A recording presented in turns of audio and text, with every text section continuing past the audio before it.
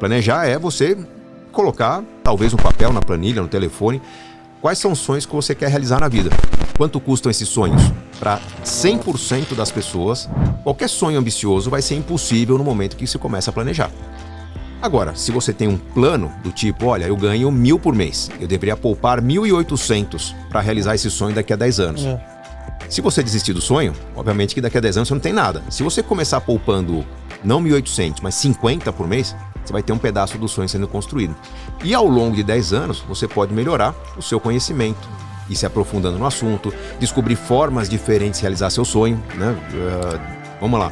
Pode ser uma viagem, você acha que não consegue pagar a viagem, mas se você organizar a viagem para outras pessoas, você ganha a sua como comissão daquilo que você fez. Você pode não conseguir comprar uma casa, mas de repente, se envolvendo com um negócio imobiliário, você consegue comprar um terreno e construir uma casa. Então o planejamento é, vamos dizer, uma espinha dorsal, uma referência do caminho que você tem que seguir para chegar no objetivo. Como se fosse uma viagem. Eu quero ir de São Paulo a Salvador. Você vai como? De barco, de avião, de carro? Você sabe que tem um caminho a seguir. Você pode começar de ônibus. Se no meio do caminho você encontrar uma carona, você dispensa o custo do ônibus no meio do caminho e vai de graça. Se você não tem um plano de ir a Salvador, um dia você vê na internet que alguém pode dar caronas para ir para Salvador, e você fala, pô, essa ideia é legal. Um dia eu vou para Salvador. E nunca vai. Você nunca começou o projeto. Então o que os planejadores super ricos fazem? Primeiro, entendem qual que é o cenário que a pessoa está.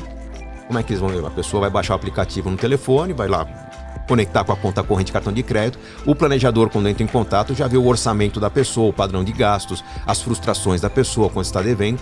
E esse planejador, conhecendo bem a pessoa sem precisar fazer perguntas, vai ajudar a remodelar. Vamos redesenhar essa vida?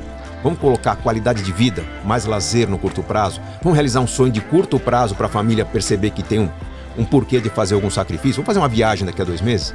E aí quando a família começa a entrar no ritmo de pequenos sacrifícios para pequenos sonhos, começa a fazer médios sacrifícios para médios sonhos, grandes sacrifícios para grandes sonhos, começa a celebrar mais. Então o papel do planejador é olhar com uma visão técnica, conhecendo produtos financeiros, de dívida, né, crédito, investimento, conhecendo sobre a lógica do planejamento, começa a ajudar a redesenhar a vida da pessoa para que daqui, não 30 anos, daqui a 6 meses, ela esteja em uma condição de consumo mais feliz e com a certeza de que os sonhos de curto prazo, médio prazo e longo prazo vão acontecer. Eu tinha medo de passar por privações, tá? Esse era um ponto fundamental. Meu pai nunca deixou transparecer o sentimento de estar faltando alguma coisa. Nunca deixou transparecer que, puxa, estou trabalhando muito para pagar a comida da minha família. Mas o sentimento ficava claro na família que a gente fazia grandes sacrifícios para conseguir ter o pouco que a gente tinha. Uma casa legal, a gente tinha uma casa legal, talvez uma das melhores casas da rua, mas uma casa que meu pai acompanhou a obra, assim, não é todos os dias, era todas as horas, né? Então se o cara estava desperdiçando areia ali, meu pai estava pegando com a pá. Eu vi o sacrifício do meu pai para manter um carro bem cuidado, uma casa bem cuidada. Só que apesar de ter uma casa legal na rua que a gente morava, na época era quase a periferia de São Paulo. Quem quiser procurar no Google aí, procura Vila Bertioga ali, divisa entre Moca e Vila Prudente. Moca ali, pô. Então, hoje, é uma região legal, era uma meio que onde acabava a cidade na época, né? Mas a gente tinha uma casa legal, só que eu não tinha os brinquedos que eu queria ter. A bicicleta que eu tinha era a bicicleta mais simples que tinha no mercado. Eu vi meus amigos com umas bicicletas legais. E a grande riqueza que eu tinha eram os momentos em família no fim de semana. A família do meu pai era no interior, aquela família italiana que tinha o hábito de se reunir para fazer comida tudo junto. Aqueles momentos, para mim, eram os momentos mais valiosos, como se fosse o momento da chegada do Papai Noel. Assim. Então, fim de semana na casa da tia era melhor que um dia de Natal em casa.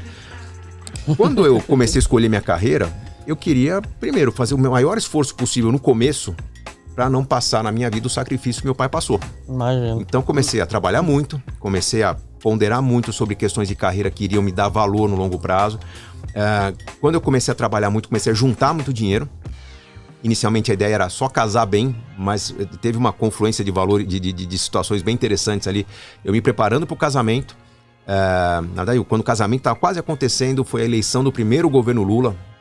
Ali o mercado financeiro estava um caos, estava se desmanchando, medo do PT chegar ao poder e tal. Eu peguei a bolsa barata, com a minha renda em crescimento, e comecei a falar sobre isso. E falar para meus alunos, olha, você foi estudar as bolsas, né? Uma bolsa no Brasil, tem empresa, cara, que se você vender os ativos que ela tem, você vender as bombas de gasolina, os tanques da BR Distribuidora, cara, vale muito mais do que as ações na bolsa. Aí você já Cara, por que você não compra, né? Algumas empresas que são perenes, que estão baratas e tal. E eu ajudei muitos alunos a comprarem bons ativos. Alguns até compraram mais que eu, porque ganhavam mais do que eu. E aquilo começou a ganhar repercussão. Tem muita gente que começou a se dar bem. Eu alcancei um patrimônio que me permitiu independência financeira muito cedo, porque eu estava trabalhando demais e não conseguia gastar o que eu ganhava. Não dava tempo. Não dava tempo. Tanto eu quanto a minha esposa, a gente não tinha filhos. Cara, vocês trabalhavam quando direto. eu tinha tempo livre, ela estava viajando, porque ela fazia vendas no Nordeste. Aí você estava descansando em casa, não saía. Cara, descansando. Vou preparar uma aula nova, preparar algo melhor. Então foram uns 3, 4 anos entre a eleição do Lula, 2002 e 2005, que foi quando eu alcancei a independência financeira, que a Bolsa se multiplicou por 5. Nossa. Pode ver o histórico de Bovespa, ela foi de 10 mil para 50 mil pontos. Nessa multiplicação, meu patrimônio estava lá.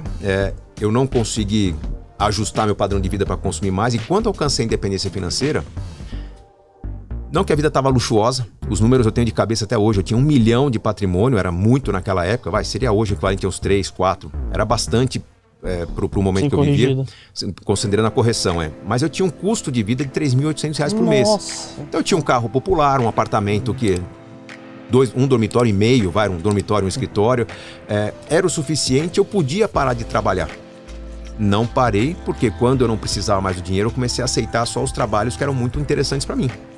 Comecei a dar palestra de graça, comecei a escrever livros que eu não esperava vender, comecei a preparar apostilas de cursos que eu poderia lançar no futuro, mas que se não lançasse, pelo menos era um conteúdo organizado. Então eu comecei a me dedicar a multiplicar.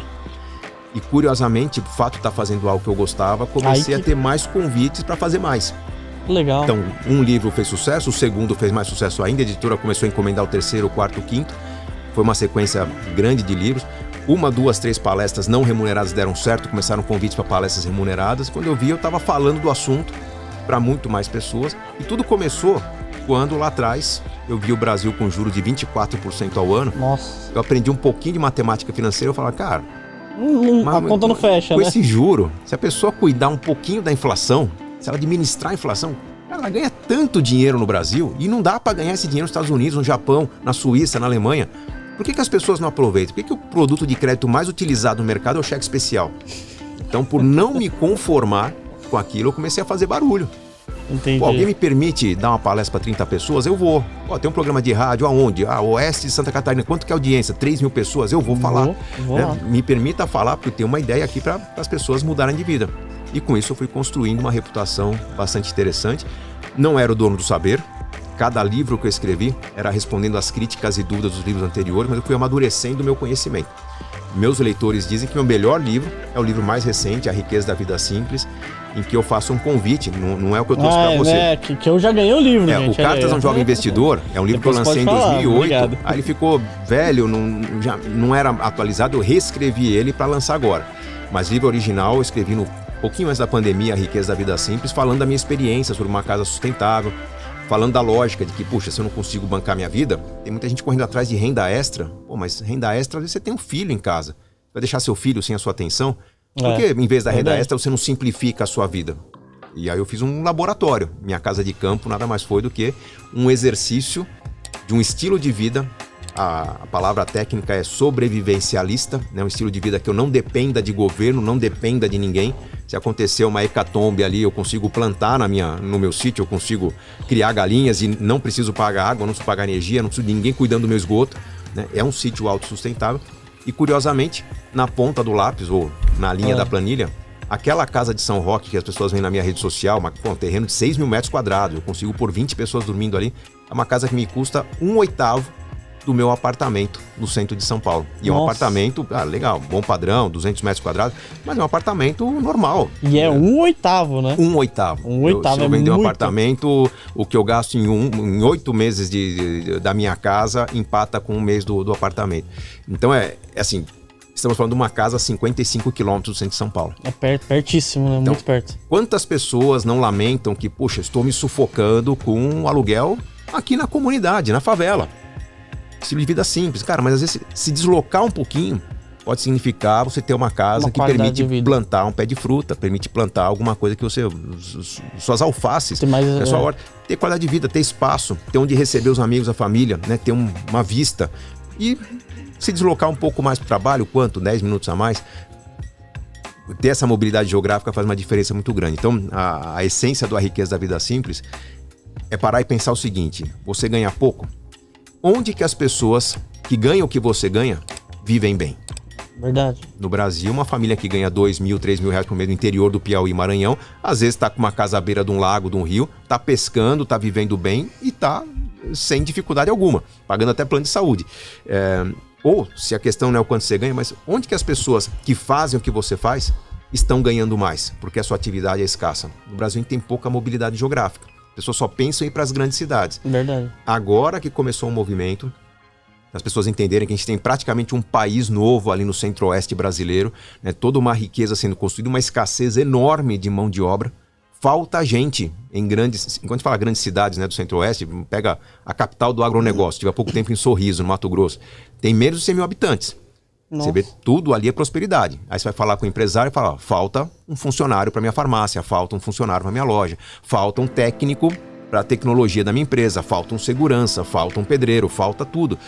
Porque a cidade é jovem, né? E as pessoas que estão faltando lá estão disputando espaço. Uma cidade que está saturada, pagando pouco, custo de vida alto, sem qualidade de vida alguma, obrigando a pessoa a viver numa periferia às vezes violenta, né? Porque a violência surge onde as pessoas desistem do Estado, né? E começam a seguir as leis da milícia, do traficante. Então, o Brasil permite qualidade de vida, mesmo ganhando pouco. O Brasil permite ganhar muito, mesmo fazendo um trabalho simples, desde que você tenha essa visão de ampliar um pouquinho o leque de oportunidades.